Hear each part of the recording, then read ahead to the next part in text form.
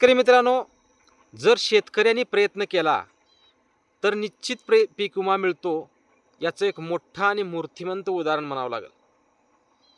कारण आपण पीक विमा येणार आहे म्हणून जर बसलो, पीक विमा पुढल्या महिन्यात येईल, 15 दिवसांनी येईल, केव्हा तर येणार आहे म्हणून जर बसलो, तर विमा कंपन्या तुम्हाला पैसे देणार नाहीत. कारण अशीच घटना घडली आहे शेतकरी मित्रांनो. कारण आता शेतकऱ्याच्या खात्यामध्ये पीक विमा जमा व्हायला सुरुवात झाली आहे. मोठी अपडेट आहे. कारण या यशाला एक मोठं शेतकऱ्याचं आंदोलन यशस्वी झालंय. कारण शेतकरी काय करतात, माझा खरीप 2024चा पीक विमा येत नाही, खरीप 2023चा पीक विमा येत नाही, खरीप 2022चा पीक विमा येत नाही, असे खूप शेतकरी म्हणत असतात. परंतु तो पीक विमा का येत नाही आहे, कशामुळे येत नाही आहे, हे पाहणं लोकप्रतिनिधीचं काम आहे. जर लोकप्रतिनिधींनी यामध्ये सहभाग घेऊन प्रयत्न केला तर निश्चित तो पीक विमा मिळतो. हे एक मूर्तिमंत उदाहरण म्हणावं लागेल. कारण शेतकरी मित्रांनो, शेतकरी शांत बसतो पीक विमा भरून, क्लेम कॅल्क्युलेशन होत नाही आहे. खरीप 2020 असो, 21 असो, 22 असो, 23 असो, 24 असो, खूप शेतकऱ्यांचे कॅल्क्युलेशन झालेलं आहे. काही शेतकऱ्यांचं कॅल्क्युलेशन अवेटेड दाखवत आहे, काही शेतकऱ्याचं कॅल्क्युलेशन होऊन अमाऊंट दाखवत आहे. मग ती अमाऊंट पडणार कधी खात्यामध्ये, हाही मोठा प्रश्न आहे. मग याबाबत विमा कंपनीला विचारणा कोण करणार? यासाठी लोकप्रतिनिधी जागे होणं गरजेचं आहे. सामाजिक संघटना असो, शेतकरी संघटना असो, या सर्व एकत्रित येऊन काम करणं गरजेचं आहे. तरच तुम्हाला तो पीक विमा मिळतो. अशीच घटना घडल्या शेतकरी मित्रांनो.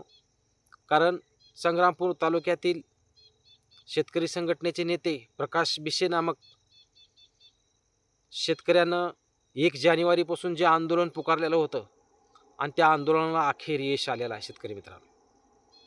कारण त्या शेतकऱ्यानं अगोदर एक पहिल्या टप्प्यामध्ये आंदोलन पुकारलं, तेव्हा त्या सरकारनं, विमा कंपनीनं त्यांना निश्चित आम्ही पीक विम्याचं कॅल्क्युलेशन करू असं स्पष्ट शब्द दिलेला होता. खरीप 2024च्या पीक विम्याचं कॅल्क्युलेशन न झाल्यामुळं व पीक विमा वाटप न झाल्यामुळं तीव्र आंदोलन त्यांनी छेडलं आणि ते आंदोलन केल्यामुळं विमा कंपनीनं अखेर कॅल्क्युलेशन तर पूर्ण केलं. कॅल्क्युलेशन पूर्ण करून विमा रक्कम शेतकऱ्याच्या खात्यामध्ये टाकली जाईल असं स्पष्ट संकेत विमा कंपनी दिलेले होते. तरीही विमा कंपनीनं पैसे टाकलेले नव्हते.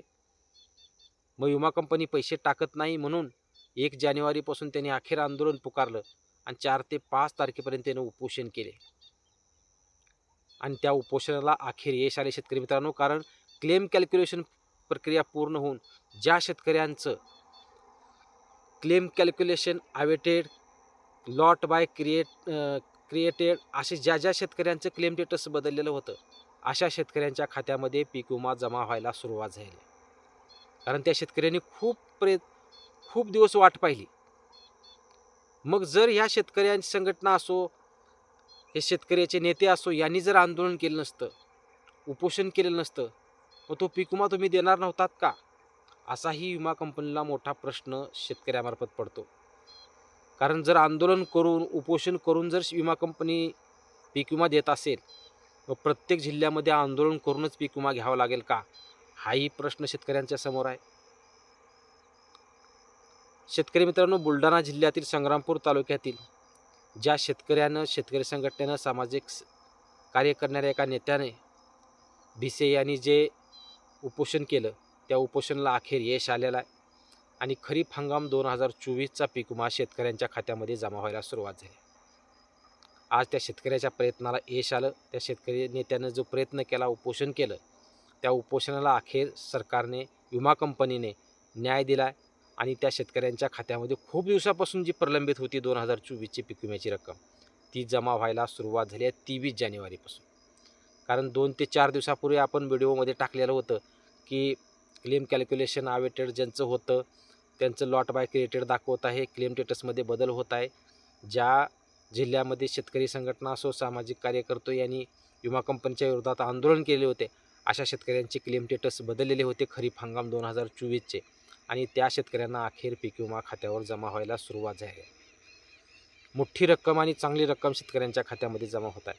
तो स्क्रीनशॉटही आपण थंबनेलला ठेवलेला आहे, तुम्ही पाहू शकता. कारण 23 जानेवारीपासून बुलढाणा जिल्ह्यातील शेतकऱ्यांच्या खात्यामध्ये पीक विम्याची रक्कम जमा व्हायला सुरुवात झाली आहे. थांबा, आता ह्याच्यात महत्त्वाचा मुद्दा असाही आहे शेतकरी मित्रांनो. आज बुलढाणा जिल्ह्यातील शेतकऱ्यांनी प्रयत्न केले म्हणून आज त्यांचा पीक विमा जमा होतोय.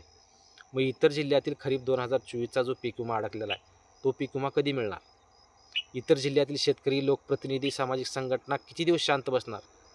प्रत्येक शेतकऱ्यांना असो, सामाजिक संघटनेला असो, शेतकऱ्याविषयी काम करणारे नेते असो, लोकप्रतिनिधी असो, यांनी खरीप हंगाम 2024चे ज्या शेतकऱ्यांचे पीक विम्याचे पैसे अडकलेत त्यासाठी प्रयत्न करणं गरजेचं आहे. तरच तो पीक विमा त्यांच्या खात्यामध्ये जमा होऊ शकतो. आता हे समोरच उदाहरण म्हणावं लागेल, कारण या शेतकऱ्याने उपोषणच नाही केलं असतं तर पीक विमा मिळाला असता का? हाही मोठा प्रश्न आहे. कारण उपोषण करून आज त्या शेतकऱ्यांच्या हक्काला न्याय मिळाला आहे, प्रयत्नाला यश आले आणि त्या शेतकऱ्यांच्या खात्यामध्ये पीक विम्याची रक्कम जमा व्हायला सुरुवात झाली. मग खरीप 2024चा पीक विमा खूप शेतकऱ्यांच्या अजून बाकी आहे. मग त्या जिल्ह्यातील विमा कंपन्या शांत का? कारण तिथल्याही जिल्ह्यातील लोकप्रतिनिधींनी आंदोलन करावं लागेल का? मग पीक विमा भरूनच फायदा काय झाला? जर विमा कंपनीच्या पुढे उपोषण करावं लागेल, आंदोलन करावं लागेल, या अशी जर गोष्टी करूनच जर विमा कंपनी पीक विमा देत असेल तर मग प्रत्येक जिल्ह्यामध्येच आंदोलन करावं लागेल का? मग शेतकऱ्यांनी पीक विमाही भरायचा आणि आंदोलनही करायचं आणि मग पैसे घ्यायचं. हे कोणता न्याय शेतकऱ्याच्या बाबतीत केला जातोय? हाही मोठा प्रश्न आहे. आता विषय आज बुलढाणा जिल्ह्यातील शेतकऱ्यांच्या खात्यावर एक आनंदाची बातमी खूप चांगली आहे, कारण त्यांच्या खात्यावर हे पैसे पडत आहेत. मग इतर जिल्ह्यातील खरीप 2021 असो, 2022 असो, 23 असो, 24 असो, खूप शेतकऱ्यांचे पैसे येणं बाकी आहे. त्या शेतकऱ्यांचे पैसे कधी विमा कंपनी देणार? हाही मोठा प्रश्न शेतकऱ्यांच्या समोर आहे. प्रत्यक्ष जिल्ह्यामध्ये लोकप्रतिनिधींनी उपोषणच करावं असं काय नसतं, परंतु ज्या जिल्ह्यामध्ये खरीप 21, 22, 23, 24 ज्या शेतकऱ्यांचा पीक विमा अडकलेला आहे त्या शेतकऱ्यांसाठी प्रत्येक जिल्ह्यातील लोकप्रतिनिधींनी प्रयत्न करणं गरजेचं आहे. कारण त्या लोकप्रतिनिधींनी प्रयत्न केला तर निश्चित पीक विमा मिळतो. हे मूर्तिमंत उदाहरण आज बुलढाणा जिल्ह्यातील शेतकऱ्यांसारखं पाहावं लागेल. प्रत्येकालाच पीक विमा मिळावा अशी अपेक्षा असते, सहजासहजी पीक विमा मिळावा ही अपेक्षा असते, परंतु याच्यासाठी उपोषणच करावं लागेल का?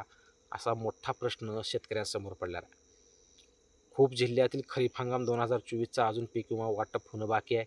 त्याही शेतकऱ्यांनाही पीक विम्याचे पैसे विमा कंपनीने देणं गरजेचं आहे. जर विमा कंपनीनं पैसे नाही दिले तर कमीत कमी त्या लोकप्रतिनिधींनी प्रयत्न करून जिल्ह्यातील सामाजिक संघटना असो, त्याचबरोबर शेतकरी संघटनेचे नेते असो, यांनी प्रयत्न करून विमा कंपनीला वधवून हा पीक विमा वाटप करण्यासाठी बांधील करणं गरजेचं आहे. तरच पीक विमा शेतकऱ्यांच्या खात्यामध्ये जमा होऊ शकतो. आजचे अपडेट बुलढाणा जिल्ह्यातील संग्रामपूर तालुक्यातील शेतकऱ्यांसाठी आहे शेतकरी मित्रांनो. कारण 1 जानेवारीपासून त्या शेतकऱ्यांनी आंदोलन केलं होतं आणि त्या आंदोलन केल्यामुळं पीक विम्याचे क्लेम स्टेटस त्यांचे बदललेले होते, अमाऊंट दाखवायला सुरुवात झाली होती आणि ती अमाऊंट आता शेतकऱ्यांच्या खात्यामध्ये पडायला सुरुवात झाली आहे. ज्या शेतकऱ्यांचे अमाऊंट पडलेली असेल, ज्या शेतकऱ्यांची अजून पडलेली नसेल तर तीही अमाऊंट पडून जाणार आहे. त्यामुळं ज्या शेतकऱ्यांनी बुलढाणा जिल्ह्यातील असो, इतर जिल्ह्यातील क्लेम स्टेटस बदललेले होते त्यांचे पीक विम्याचे पैसे निश्चित पडणार आहेत. कालच्यापासून ते पैसे पडायला सुरुवात झाली. हीच एक सर्व शेतकऱ्यांना खरीप हंगाम 2024च्या प्रलंबित पीक विमा वाटपाविषयीचे अपडेट आजच्या व्हिडिओच्या माध्यमातून दिली. खरीप हंगाम 2020 असो, खरीप हंगाम 2025 असो, पीक विम्याच्या वेगवेगळ्या अपडेट असो, अतिवृष्टी अनुदान असो, गारपीटचं अनुदान असो, जे काही शासकीय शेतीविषयक योजना आहेत त्या सर्व योजनांची माहिती आपल्या चॅनलवरून दिली जाते. चॅनलवर जर तुम्ही नवीन असाल चॅनलला सबस्क्राईब करा, जास्तीत जास्त शेतकऱ्यापर्यंत व्हिडिओ शेअर करा, व्हिडिओ आवडल्यास लाईक करायला विसरू नका. धन्यवाद मित्रांनो.